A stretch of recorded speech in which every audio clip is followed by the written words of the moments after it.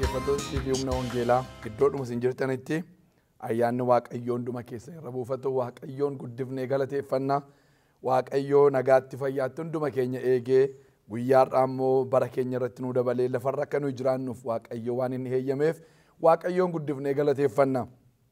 Sababiin lafarra jiraachuu keenya namootaa fi Phaawulos akka jedhutti yoon deeme naa wayyaadha. Yoon as jiraadhe immoo isinii wayyaadha. Wanti Waaqayyo yeroo nuu kenneef, wanti Waaqayyo bara nuu kenneef, wanti Waaqayyo lafarra akka nu jiraannu godheef ofii keenya akka gammannuuf, ofii keenya jireenya irratti jireenya akka daballuuf otoo hin taane sababa namootaatiif jenneetu lafarra jirra. Kanaaf iddoon wayyu deemuudha biyya lafarraa. Namoonni har'a Waaqayyo sababa namaatiif jedhee lafarra isin kaa'e baga gammaddanii garuu har'a keessatti hojii Waaqayyo akkasiin hojjettan baay'een isin jajjabeessa. Hojii Waaqayyo hojjechuudhaaf yaada Waaqayyo beekuutu dursa. Maal akka nu hojjennu barbaada Waaqayyo har'a keessatti. Maal akka nu hojjennu barbaada Waaqayyo bor. Garam akka nu deemnu barbaada maal nurraa eegaa maalitti dhalannee kaayyoon Waaqayyo itti nu barbaadu maanni inni jedhu jireenya keenya keessatti gaaffii isa olaanaa ta'utu irra jira. Kanaafitu dubbii Waaqayyo keessaa waa'ee yaada Waaqayyo beekuudhaan walii wajjiniin ilaalaa irra torbanoota darban kanaafi attamitti yaada Waaqayyo beenna seedhu kaafneetu tokkoffaan karaa dubbii Waaqayyo sabarreeffamee jirutu yaada Waaqayyo beenna enne lammaffaan immoo karaa hafuura qulqulluu hafuurri Waaqayyo kun Waaqayyo keessaa ba'ee waan dhufuufi isatu yaada Waaqayyo sagadi fagoo beeka. Jenneetu walii wajjin ilaalle sadaffaa irratti immoo akka nuyi kadhannutu barbaada gooftaan Waaqayyo akka nuyi kadhannu barbaada kadhannaa keessattuu Waaqayyo yaada isaa namootatti fida yookaan namootatti mul'isa.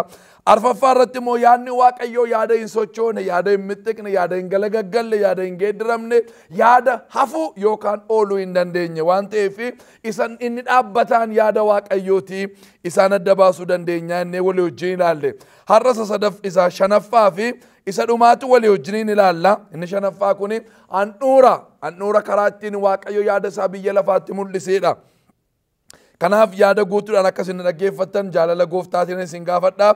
Dubbii Waaqayyo kana baruudhaaf immoo Waaqayyo hafuura isaa ergee hunduma keenya akka nu barsiisuuf mataa keenya gadi qabanneetu Waaqayyoon kadhanna. Wanti isin jajjabeessuu barbaadu mataa keessan gadi qabattanii iddoo jirtanitti Waaqayyoon kadhachuutti hin saalfatina. Mana bunaa keessa, mana shaayii keessa, iddoo garaagaraa teessan yoo jirtanii isinitti tolee boonaa Waaqayyotti gammadaa ulfina guddaan isinitti dhaga'ama. Gadi jedhaa Waaqayyoon kadhadhaa. Namoonni tokko namoota biratti iddoo public ta'e iddoo lafa namoonni argamanitti kadhachuu hin sodaatu. Kadhatanii buddeen nyaachuutti hin yeellayinaa gooftaan kun gooftaatti yeellaa miti. Kanaaf anis itti yeellau isinis itti yeellayinaa mataa keenya gadi qabanneetu Waaqayyoon kadhanna.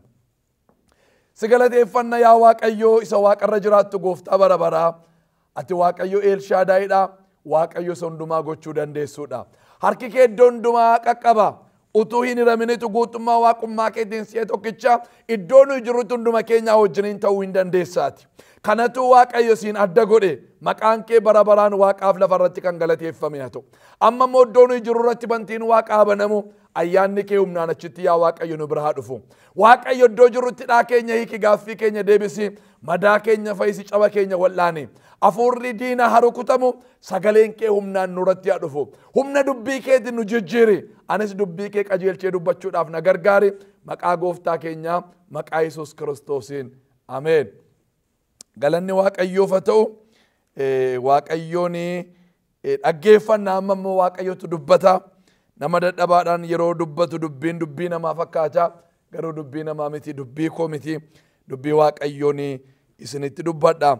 Inni shanaffaa karaan ittiin Waaqayyo yaada isaa biyya lafaatti mul'isee karaa ilma isaa Yesuus Kiristoos Waaqayyo biyya lafaattitu ofii isaa mul'ise. Torbanarraa wangeela Yohaannis boqonnaa 1 lakkoofsa 18 irraa kaafneetu dubbifne. Maal jedha inni? Homtuu takkaa Waaqayyoon hin agarre. Eenyuyyuu takkaa Waaqayyoon hin agarre. Musee yoo ta'e, Eliyaasiin yoo ta'e, Iyyaasuu yoo ta'e, itti barbaada abbaa barbaada maqaadhaa raajota turan keessaa eenyuyyuu takka Waaqayyoon hin argineedha macaafa qulqulluun. Garuu tokkicha ilma isaa isa eessa ture? Isa abbaa bira ture sana. Wangeelli Yohaannis boqonnaan 1 lakkoofsi 1 jalqabatti sagalee ture jira.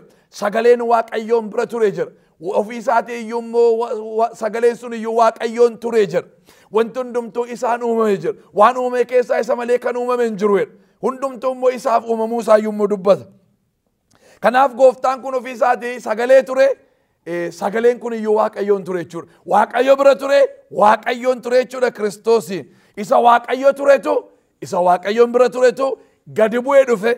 Inni yeroo gadi bu'u maal godhe jedha? Waaqayyoon hiikee dubbate jedha. Waaqayyoon namootatti mul'ise, waaqayyoon namootatti argisiise. Isarraa kan hafe jedha.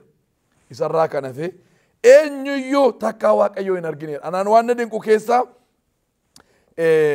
wangeela Maatiyos boqonnaa 16 yoo dubbiftanii ilma namaatiin namoonni eenyu jedhu jedhe gooftaan.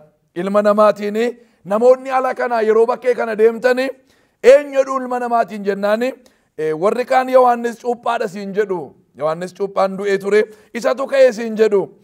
Warri kaan immoo Ermiyaas siin jedhu, warri kaan Eliyaas siin jedhu, warri kaan immoo dimshaashumatti kuni raajota keessaa tokko siin jedhu jedhanitti mani. Isin immoo eenyu naan jettu ennaan callisuu guddaan isaa ta'eetu isaan gidduutti isa waa'ee waan namni alaa odeessu himuu danda'a namni tokko tokko oduu dubbachuu danda'a baay'ee. Maal jettu isin immoo anaan jedhe anamma isiniif eenyu okee isa tokkoof Eliyaas isa tokkoof Yohaannis isa tokkoof Museedha isa tokkoof Ermiyaas isa tokkoof raajota keessaa tokko ta'eeraani ani isiniif eenyu jedhee gaafate. Isiniif eenyuan siif eenyu laata waaqayyo eenyu jettee waamteeti michuu kee waaqayyoon haleluuyaa. Eenyu isiniif waaqayyo ni tokko gargaaraa kootiya, ni tokko gaachana kootiya, ni tokko gaaddisa kootiya, ni tokko da'oo kootiya, inni tokko iddoo baqannaa kootiya, inni tokko nanaaf waan hundumaatiyedha. Maqaa kamiin moggaaftan isin waaqayyoon attamitti isinitti mul'ate waaqayyo gaafa agartan waaqayyoon eenyu jettanii waamtanii. Ani Elshaadaay dhaadhe waaqayyo gaaf tokko Abrahaam bira dhufe waaqayyo Elshaadaay akka ta'e Abrahaam hin beeku ture. Elroy akka ta'e beeka waaqa uuma waaqayyo isa waa uume. Elshaadaay isa waan hundumaa danda'u akka ta'e immoo hin beeku. Kanaaf waa uume waaqayyo waan ta'eef waan uume immoo seeraan uume. Kanaaf maal godheera nama yeroo uume umuriitti da'uu qaba namni uumamumaan. Umuriitti da'uu hin dandeenye immoo qaba namni. Umurii giddu galeessaatti hundaa yeroo itti namni da'uu hin dandeenye jira. Dhufee yeroo tokko umurii tokko keessa gaafa galu namni hundaa dhaqee immoo umurii sana keessa immoo gaafa ba'u immoo namni hin da'u jechuudha. Kuni uumamumaanitu kaa'e waaqayyo seera uumamaati gaa kun. Elroy isa jedhamu waaqayyotu kana hojjete. Kanaaf amma umurii sana keessa yeroo darbanii kana booddee Saaraan hin deessu jedhanii murteessani. Waaqayyo immoo dhufee Elroy duwwaa miti an jedhe Elshaadaay jedhama. Haleluuyaa. Maqaan konni kan biraan Elshaadaayidhaan waan hin danda'amne hin danda'an jedhe. Seera uumamaa darbee waa hojjechuu hin danda'an. Waan du'aa fuudhee jiraachisuu hin danda'an. Gadameessa haaraa uumuu hin danda'an. Ishee dulloomte kana keessaa mucaa baasuu hin danda'an waaqayyo. Elshaadaay ofiin jedhee of waame. Kanaaf maqaa qabdu isin waaqayyoodhaaf eewwattan waaqayyoodhaan attamitti isinitti mul'ate waaqayyo. Eenyu naan jettu isin immoo jedhe gooftaan. Eewwan isiniif jedheen eewwan isiniif barsiisaadhumaan isiniif isuma dinqii godhuudhaan isiniif isuma biddeenii hin jirre jiraachisee nyaachisu duwwaadhaan isiniif eewu naan jettu ennaan namichi Phexros jedhamu tokkochi kee ati masiidhaati jedhe ilma waaqayyoo isa jiraataati jedhe isa dibameedhaati jedhe isa eegamaa ture sanaati jedhe isa biyyi lafaa waggaa 3 ol eeddeedhaati jedhe. Haleluuyaa. Ati isa jedhe attam dinqii dubbate jiran isaati jedheen. Kanaa jedhe gooftaan fooniif dhiigni sitti mul'ifne jedhe yaada namaa miti kun jedhe. Yaada dhiigaa miti, yaada foonii miti, yaada namaa miti, yaada beekaadhaa miti, filosoofii miti kun jedhe. Kuni waaqayyo isa waaqarra jiru abbaa kootu sitti mul'ise mul'ata kun jedhe. Kana abbaa koo duwwaatu beeka jechuusaati. Abbaa koo duwwaatu beeka. Anaaf abbaatu beeka kana. Isatu sitti mee isarraa dhageessee isa duwwaatu beeka. Kanaaf iddoo kanatti isa bira ture jedha. Inni isa bira ture waan ta'eef waa'ee abbaa beeka. Isa bira ture waan ta'eef abbaan waa'ee ilmaa beeka. Abbaan waa'ee ilma isaatii Phexrositti mul'ise. Inni immoo maal godhaa jira? Abbaa mul'isaa jira inni immoo. Abbaaf ilma gidduu wal mul'isuutu jira. Wal dhoksuun hin jiru. Tajaajiltoota bara kanaa gidduu wal dhoksuutu jira. Wal awwaaluutu jira. Maqaa wal balleessuutu jira. Ati mul'iftaa obboleessa keessa waaqayyo kaasaa jiru. Ayyaana obboleessa kee keessa jiru. Waan waaqayyo obboleessa keetiin hojjetu mul'iftaati. Abbaan ilma mul'isa. Ilmi abbaa mul'isa. Wal mul'isuutu abbaadhaaf ilma gidduu ture. Maqaan waaqayyo haa galateeffamu. Isarraa kan hafe jedha. Eenyuyyuu maal hin goonu abbaa hin beeku jedheetu dubbiin waaqayyoodha. Kutaa sana keetti nutti agarsiisa. Qolaasiyaas boqonnaa tokko. Qolaasiyaas boqonnaa tokko. ergaa Phaawulos qulqulluun Qolaasiyaasiif ergee warra Qolaasiyaasiif barreesse boqonnaa tokko lakkoofsa 26 fi 27 irraa immoo akka jedha. Dubbiin kun bara durii jalqabee dhaloota turan duraa dhokatee ture. Amma garuu warra Waaqayyoof qulqullaa'an itti mul'ifameera. Waaqayyo dhoksaa isa ulfinaan guutuu kana warra saba isaa hin ta'in keessatti argisiisuudhaan warra kan isaatiitti beeksisuu jaallate. Dhoksaan mul'ifame kun Kiristoos isa isin keessa jirudha. Inni ulfina isin argachuuf jirtaniif abdii keessaniidha. Dubbiin kun jedha Phaawulos warra Qolaasiyaasiin. Dubbiin kun bara durii jalqabee jedhe. Dhaloota duraa dhokatee ture jedhe. Dubbiin kun bara duriitii jalqabee jedhe. Bara dheeraadhaaf jedhe, waggaa dheeraadhaaf jedhe dhaloota jalaa dhokatee. Dhaloonni jabana kakuu moofaa keessa turanii waa barbaadaa turanii dhoksaatu ture. Akka jedhee Museen dhoksaansaa kan Waaqayyooti nu waan nutti mul'ate duwwaadhaaf jiraanna. Hamma nutti mul'ate jiraanna. Musee jalaa waan dhokateetu ture. Museen waan arguu wanta inni barbaadu waan jalaa dhokate. Abrahaam wanta inni arguu barbaadu wanta jalaa dhokate. Isiyaaq wanta inni arguu barbaadu wanta jalaa dhokate. Yaaqoob wanta inni jalaa arguu barbaadu wanta jalaa dhokate. Dhoksaatu ture bara kakuu moofaa keessa. Namoota gurguddaadha jedhaman namoota Waaqayyo jalaa waan dhokatetu ture. Bara durii jalqabee dubbiin kun namoota jalaa dhokateedha. Amma garuu jedhe Phaawulos warra Waaqayyoof qulqullaa'an itti mul'ifameera. Isin warra Waaqayyoof qulqullooftan qulqulloota isiniif dhoksaan qabu Waaqayyo. Haleluuyaa. Dhoksaasaa isinitti agarsiise Waaqayyo. Dhoksaasaa isinitti agarsiisuus jaallata Waaqayyo. Dhoksaan kan biraa hin qabu Waaqayyo. Wanta kaa'ee jiru wanta kana booddee mul'isuu hin qabu. Mul'iseera Waaqayyo biyya lafaatti. Warri Waaqayyoof qulqullaa'an dhoksaa sana arganiiru. Ati warra Waaqayyoof qulqullaa'e keessa jirta yoo taate dhoksaan sun sitti mul'ateera. Inni kun immoo jedhe Phaawulos warra dhoksaan kun ulfinaan guutuudhaan. Haaliin guutuudhaan ulfinaan guutuudhaan wanti Waaqayyo dhoksee kaa'e warra kakuu moofaa jala warra kakuu haaraatti immoo inni Waaqayyo mul'ise kun ulfinaan guutuudhaan. Waan salphinaa qabu miti. Maaliin guutuudhaan? Ulfinaan guutuudhaan. Waan isin dinqu warri Israa'el ulfina barbaadu turanidha. Garuu gooftaa ulfinaa fannisanidha. Attamitti namni waan barbaadu fannisa.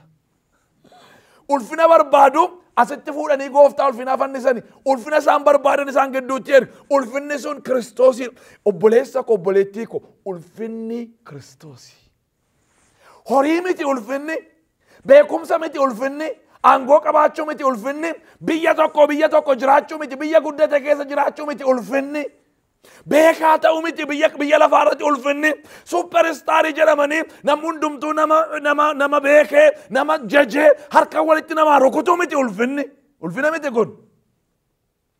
Ulfinni Kiristoosii. Haleluuyaa. Ulfinni kee Kiristoosii. Ulfinni koo Kiristoosii. Ulfina kana yeroo inni isaan gidduutti erge Waaqayyo ulfina kana fuudhanii fannisanii. Ulfina kana wal dhaalan Israa'eloonni. Ulfina kana waggaa 3,000 ol eegani yeroo inni dhufu garuu wal dhaalaniitu fannisani. Dhoksaan kun ulfinaan guutuudhaadha Phaawulos. Dhoksaan kun maaliin guutuudha? Ulfinaan guutuudhaan. Kana immoo eenyutti agarsiise? Warra ormaatti agarsiise jedhe. Israa'el gaafa isaan fannisanitu erga isin fanniftaniir isin duraa fuudheera ulfina kana. Warra ormaatti anatti isinitti saba Israa'el irraa adda warra ta'ettitu ulfina kana argisiise. Ulfinni kun immoo isa isin keessa jiru Yesuusidha jedhe. Ulfina baatteertaati. Haleluuyaa. Ulfina kana baachuu duwwaadhaaf boonuun addaa sitti dhaga'amuutu irra jira. Namuma taraa tokko miti ati. Namuma gaddeebi'aa tokko miti ati. Namuma miskiina tokko miti ati. Nama gatiin qabne miti ati. Warri kan Yesuus taatan. Warri Waaqayyoof qulqullooftan. Isin keessa isa dhoksaa guddaa ture. Isa abboonni amantiidhaa kadhachaa turanii utuun argin darbani. Isa isin keessa kaa'e ulfina Waaqayyoo baattee adeemaa jirta. Innis Yesuus jedhama maqaansaa. Haleluuyaa. Ani ulfina kana lallabuu kootti baay'een ayyaanoomeen. Ulfina kana lallabuu koottiin aadaadhaan. Waan ittiin aadaadhu tarii waan baay'ee qabaachuu nan danda'a. Aadannaan koo garuu tokko duwwaadha. Innis maanni lallabaa Yesuus Kiristoos ta'uu koo. Ulfina kana baadhee adeemuu koo. Maqaan Waaqayyoo bara baraan kan eebbifame haa ta'u. Inni kun jireenyuma isin argachuuf jirtaniif iyyuu abdiidhaadha Phaawulos. Wangeela Maatiyos boqonnaa 3 lakkoofsa 17 irratti xixanii yoo laaltanii gooftaan Yesuus Kiristoos galaana Yordaanositti dhaqee harka Yohaannisitti gaafa cuubame hafuurri qulqulluun dhufee akka gugeetti irra buufate sagaleen duumessa keessaan waaqarraa dhufe inni kun ilma kooti wanti hundumtuu isaan natti tola jedhe Waaqayyo. Inni kun inni ilma kooti wanti hundumtuu karaa isaa natti tola jaalalli Waaqayyo maanni yoo jettanii wanti Waaqayyo barbaadu maanni yoo jettanii wanti Waaqayyoon gammachiisu maanni yoo jettanii wanti Waaqayyoon garaa ciibsu maanni yoo jettanii Yesuus Kiristoosin dhaga'uu keessani. Wangeela Yohaannis boqonnaa 17 Wangeela Maatiyos boqonnaa 17 lakkoofsa 5 irratti xixanii yoo laaltanii bartoota sadii fudhateetu Yohaannisiin Yaaqoobiin Phexrosin fudhatee gaara dheeraa tokko irratti erga bu'ee booddee ulfina isaatiin itti mul'ate ulfinuma lama duwwaa argani waan isin deequ fuula isaatu akka du'u ibsee uffata isaatu immoo akka cabbii adii ture. Ulfina lamaan kana arganiitu waaw jedhe Phexros iddoo kanatti argamuun keenya attam dinqiidha. Godoo tokko Museedhaaf jedhe godoo tokko Eliyaasiif jedhe godoo tokko siif ijaarra asuma jiraannaa. Firoota koo waan isin agartan caalaa ulfinni biraa jira. Waanuma agartan ittiin quufina. Lafuma agartan hin taa'ina. Achumatti mana ijaarrachuun barbaadina. Achumatti godoo dhaabuun barbaadina. Yesuus isa teessoo Waaqayyoo dhiisee dhufeefitu godoo ijaaraa laalaa Phexros. Namni wanti inni godhu yoo jiraate wanti namni sii qopheessu yoo jiraate godoorra darbu. Hammam yoo beeke, hammam yoo guddate, hammam yoo barate, hammam yoo aangoo qabaate wanti namni sii kennu madaalliin isaa Waaqayyoo duratti godoodha. Godoodhuma itti yaada Waaqayyoo keessaan bahin jireenya godooti jireenya biyya lafa. Paalaasis jiraadhu, citaa keessas jiraadhu, biyya Ameerikaas jiraadhu, biyya Oromiyaas jiraadhu, iddoo barbaadde jiraadhu, biyyi lafaa walumaa galatti jireenya godooti. Godoo ijaaruufi barbaade isa bantii Waaqaa dhiisee dhufe Yesuusiif. Yeroo sanatu sagaleen Waaqayyoo gidduutti dhufeetu yaada Phexrosin dubbii Phexrosin gargar kutee sababiin isaa dubbii waa hin baafneef dubbii godootu waan guddaa godhee dubbata Phexros. Dubbii godoo. Namoonni dubbii godoo dubbatan Waaqayyochi keessaa sina baasu. Namoonni waa'ee godoo duwwaa Waaqayyoon kadhatan Waaqayyochi keessaa sina baasu. Godoo ulfina gootanii warri dubbatan Waaqayyochi keessaa sina baasu. Dubbii Phexros dubbii waa hin baafne kanatu gargar kuteetu dubbiin Waaqayyoodha. Inni kun ilma kooti isa duwwaa dhagaa'e. Inni Phexrosiif Museedhaafis Eliyaasiifis godoo ijaarran Yesuusiifis godoo ijaarran wal qixxeesse ilaalaa hiikoo Musees miti jedhe Waaqayyo Eliyaasiinis miti jedhe Waaqayyo ilma koo jedhe Waaqayyo waa'ee Musee homaan dubbanne waa'ee Eliyaas homaan dubbanne waa'ee ilma isaatiiti wanti Waaqayyoon ni waa'ee ilma isaatiiti. Ameen ameen. Yaanni Waaqayyoodha akka ilma isaa dhageessuudha. Maanni yaadi Waaqayyoo yoo jette ilma koo dhaga'isiin jedha Waaqayyo. Wanti hundumtuu isaan natti tolaa siin jedha Waaqayyo. Haaleluyyaa. Isa duwwaa akka nu dhageenyu barbaada. Wangeela Maatiyos boqonnaa 12 lakkoofsa 18 irratti yoo laaltanis isuma Isaayyaas irratti dubbate sana gooftaan mana qulqullummaa keessatti kutaa sana fuudheetu dubbise. Isaan Waaqayyoo akka inni Waaqayyoo isatti gammade kutaa sana dubbata. Wangeela Yohaannis boqonnaa 14 lakkoofsa 1 xixanii yoo laaltanii gooftaan Yesuus Kiristoos nan deema dhaqeen iddoo isinii qopheessaa. Eessa kan naqu beektu karaan irra deemus beektu jennaani Toomaas namni jedhamu keetu attamitti karaa isaa beennaan iddoo xixxuyyuu hin beeknu jedhe. Dhuguma iddoo beekuutu dursa. Namni erga iddoo beekee booddee okey iddoo sana karaa kamiin naqaa jedhee karaa dhaqu yaada. Iddoo beekuun barbaachisaa amma iddoo xixxuyyuu hin beeknu attamitti karicha beennaa jedhe. Maal Toomaas jedhe iddoon naqu abbaa biraa abbaa keessan naqaa. Iddoon Waaqayyoo si qopheessu abbaa keessatti ameen. Abbaa keessatti iddoo qabdaati. Abbaa biratti iddoo qabdaati. Haaleluyyaa. Iddoo qabaachuun keessin dinquu Waaqayyoon duratti. Ati nama biratti iddoo kan hin qabne sitti fakkaate. Ati iddoon qabuman gatiin qabuman namumti iddoo naa kennu hin jiru. Kan ofiin jettu tarii waldaa keessatti iyyuu iddoo kan dhabdeeti. Ansittan himaa ati Waaqayyoon isa Waaqaaf lafa uume. Waaqayyoon isa Waaqa waaqotaa gooftaa gooftotaa ta'e biratti iddoo qabdaati. Nama rakasa miti ati. Nama iddoo qabuudhaati Waaqayyoon biratti. Nama gatiin qabne miti ati. Nama waa'ee hin baafne miti ati. Nama iddoo qabduudhaati Waaqayyoon bira. Nama Waaqayyo bara dheeraa taa'ee si eegaa ture. Utuu biyyi lafaa hin uumin Waaqayyo waa'ee keetiif yaada qopheesse. Umuriin kee waggaa amma lafarra jiraatte duwwaa lakkooftaati. Umuriin kee dhaloota Waaqaaf lafaa caalaa beeki. Biyya Waaqaaf lafatu hin uumin si beeka ture Waaqayyo. Kanaaf ati nama Waaqayyoon duratti gatii guddaa qabduudha. Iddoon naqee isinii qopheessaa eessatti abbaa keessatti eessa naqaa jirti abbaa bira naqaa jira. abbaa keessan naqaa karaan irra dhaqummoo anumatu karaadhaan karaadhaan jedhe dhugaadhaan jedhe jireenyaan jedhe gooftaan Yesuus. Ergasii booddee namichi Filiphos jedhamu tokko immoo achi keetu erga abbaa bira ta'e iddoon erga abbaa keessa ta'e abbaa biraan iddoo erga qabna maaloo abbaa nutti agarsiisi nu gaari. Waggaa amma kana guutuun isin bira jiraadhee ammayyuu abbaan agarree isin jedhe gooftaan. Abbaan ana keessa ani immoo abbaa keessa namni na arge abbaa arge. Kana jechuun maal jechuudha? Yaada waaqa ana jechuun abbaadhuma jechuudha. Ani yaada waaqayyooti. Ani yaada waaqayyoo mul'isa. Yaadi waaqayyoo yaaduma kooti. Yaadi koo yaada abbaati. Yaada gargar bahee hin qabnu nuyi jechuu isaati gooftaan. Kanaaf Iyyasuus Kiristoostu yaada waaqayyoodha mul'ise biyya lafaatti. Iyyasuus Kiristoostu yaada waaqayyoo mul'ise. Hibroota boqonnaa 12 lakkoofsa 1-3 Hibroota boqonnaa 12 lakkoofsa 1-3 akkeedha. Egaa dhiifama Hibroota boqonnaa 12 miti Hibroota boqonnaa 1 lakkoofsa 1 kaasee. Bara duriitti waaqayyo si'a baay'ee karaa garaagaraatiin raajotaan abboota keenyatti dubbateera. Guyyoota bara isa dhumaa kanatti ilma isaatiin nutti dubbate. Waaqayyo ilma isaa kanaanii waaqaaf lafa uume. Waan hundumaas harka isaatti kennuuf isa dhaabe. Ifni ulfina waaqayyoo isarraan hin calaqqisa. Waaqayyo akkuma jirutti isaan mul'ateera. Dubbii isaa isa humna qabeessaanis waan uume hundumaa in baata. Inni cubbuutti qulleeffamu erga argachiisee booddee ol gubbaa mirga isaa surra qabeessaa dhaqee taa'ee jedha. Bara duriitti waaqayyo si'a baay'ee jedha. Karaa garaagaraatiin raajotaan abboota keenyatti dubbateera. Bara duriitti jalqabee barritti waaqayyo cal jedhee hin jiru. Barritti waaqayyo hin dubbanne hin jiru. Yeroo hundumaa hin dubbata. Gurra dhaga'uu barbaada malee. Ati hin dhageenye jechuun waaqayyotu hin dubbanne jechuu miti. Kanaaf waaqayyo bara durii jalqabee karaa garaagaraatiin hin jedha. Karaa baay'eedhaan hin jedha. Raajotaanis jedha abboota keenyatti dubbateera. Guyyoota bara isa dhumaatti garuu ilma isaatiin nutti dubbate waaqayyoodha. Nuun raajotaan nutti dubbate miti waaqayyo. Raajonni hin jiran jechuu koo miti. Namoonni hin barbaachisan jechuu koo miti. Tajaajiltoonni hin barbaachisan jechuu koo miti. Haa ta'uyyuu malee waaqayyo guyyoota bara dhumaa kanatti guyyoonni bara dhumaa kuni bara nu amma keessa jirrudha. Barri gooftaa Yesuus Kiristoos erga ni dhalate bara booddee jedhameetu beekama. Guyyoota isa dhumaa keessa jiran immoo bara booddee keessaayyuu bara booddee keessa immoo jiran.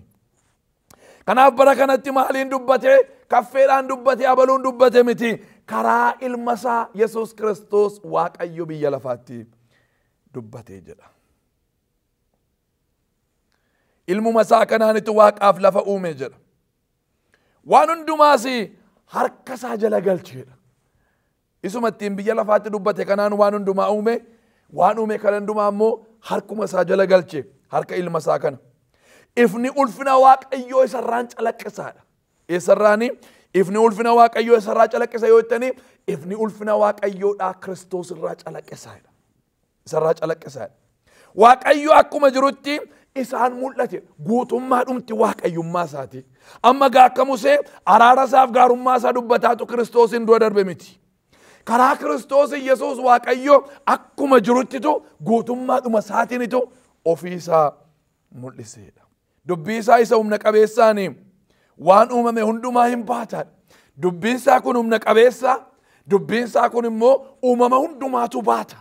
Pilaaneetota hundumaatu dubbiin waaqayyoodhaa baata. Pilaaneetonni orbitii mataa isaanii qabu jedhu beektonni. Isaan irra eeggataniitu naanna'u jira. Orbitii isaan irra akka isaan turan akka isaan dhaabbatan kan godhu. Akka inni tokko sakaanitti hin buune akka isaan kukkufanii hin cabne kan godhu. Akka isaan seera uumama isaanii eeganii jiraatan kan godhu. Dubbii waaqayyootu isaan eega. Haaleluyyaa. Uumama hundumaa to'ata Yesuus. Waan lubbuu qabuuf waan lubbuu hin qabne hundumaatu to'ata. Dubbii isaatiin baataadha.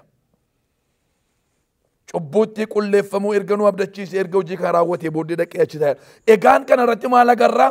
Guutummaan waaqayyummaa waaqayyoodhaa karaa ilma isaa Yesuus Kiristoos akka mul'atetu kutaan dubbii waaqayyoo kun nutti hima. Qolaasiyaas boqonnaa 1 lakkoofsa 15 kaasee jiru ergan dubbisee booddee achumatti ni xumura isaarraa kana.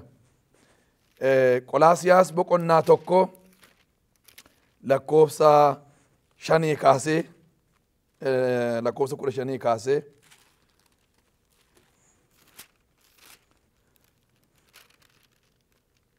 ergaa Phaawulos qulqulluu sanni Qolaasiyaasiif barreesse boqonnaa 1 kaasee Kiristoos bifa waaqayyoo inni ijaan hin argamne ittiin namatti mul'atudha. Uumama hundumaa dura dhalate wanta waaqa keessa jiruuf wanta lafarra jiru hundumaa wanta ijaan argamuuf wanta ijaan hin argamne wanta teessoo irra taa'aniif wanta mootummaa qaban warra bantii waaqaa keessaaf gooftummaaf aaboo qabu jedhamanii sodaataman isaan uume. Wanti hundinuu karaa isaa uumame isaaf uumame. Inni waan hundumaa dura ture karaa isaa wanti hundinuu iddoo godhatee jiraate. Inni mataa waldaa kiristiyaanaati. Inni isa dhaqna jedhamee waamametti inni jalqabaa waan hundumaati. Waan hundumaa isa dura akka ta'uuf inni warra du'an keessaa dura kaafame. Waaqayyo guutummaa waaqayyummaa isaatiin isa keessa jiraachuutti gammadeera jedha. Bifi waaqayyoon ijaan hin argamne karaa isaatu maal ta'e jedha? Mul'atee jira. Karaa Yesuus Kiristoos waaqayyo inni ija fooniitiin hin argamne suni karaa Kiristoos mul'ate. Akkuma jirutti guutummaan waaqayyummaa isaatii isa keessaan mul'achuu jaallate. Jedheetu Phaawulos ergamaanii warra Qolaasiyaasitti dubbata. Kiristoos kun maal akka ta'e iddoo kana keessatti jabeesseetu dubbata. Kanaaf firoota koo karaan ittiin waaqayyo mul'ate inni guddaan karaa Yesuus Kiristoos. Har'a Yesuus Kiristoosiin jireenya keessan keessa yoo jiraachiftan. Kana booddee ani hin jiraadhu gooftaa kottooti ati na keessa jiraadhu yoo jettanii yeroo sana yaadni waaqayyoodhaa jireenya keessan irratti raawwata. Yeroo sana yaada waaqayyoodhaa beektu yaada waaqayyoodhaa hubattu. Yeroo sana yaada waaqayyoo jiraattu. Yeroo sana yaada waaqayyoo hojjettu. Yeroo sana yaada waaqayyoo barsiiftu. Adeemsi keessan akka waaqayyo barbaadutti ta'a. Yaadi keessan akka waaqayyo yaadutti ta'a. Dubbannaan keessan akka waaqayyo dubbatutti ta'a. Ilaalchi keessan ilaalcha waaqayyoo ta'a. Guutummaan jireenya keessanii kan waaqayyoo ta'etu argama. Kanaaf isinittan hima Iyyesuusin uffadhaa akka uffataatti, Iyyesuusin dhugaa akka bishaaniitti, Iyyesuusin nyaadhaa akka buddeeniitti of keessa jiraachisa. Haalleluuyaa. Waaqayyo sinaa eebbisu isinan jaalladha. Warri gooftaarraa gara booddee deebitanii warri immoo gooftaa dhuggeeffachuu barbaadanii guyyaa boriitti gara waldaa kiristiyaanaa dhaqa. Barsiisa keenya kanaan duraa warri dhabdanii YouTube keenya irratti YouTube irratti Power of Gospel Church jettanii achirratti nu argattu yookaan Facebook keenya irratti Power of Gospel Church jettanii yoo dhattanii nu argachuu dandeessu. Waaqayyo sinaa eebbisu isinan jaalladha. Torban kana guutummaa nagaatti naa jiraadha. Hallelujah.